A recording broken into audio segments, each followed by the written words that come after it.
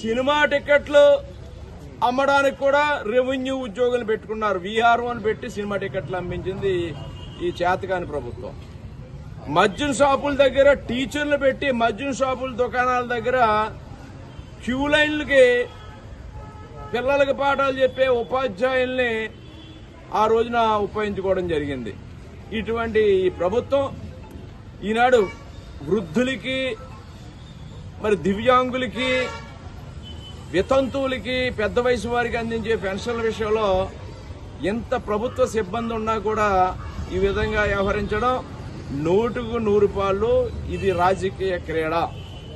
మరి పక్క రాష్ట్రాల్లో ఇప్పటికీ పెన్షన్లు అందించే కార్యక్రమం వాలంటీర్లు లేకుండానే జరుగుతూ ఉంది. కేవలం ఒక 2 నెలల పాటు మీరు పెన్షనర్స్కి ఎన్నికలు ముగిసే వరకు కూడా వాలంటీర్లు లేకుండా పెన్షన్లు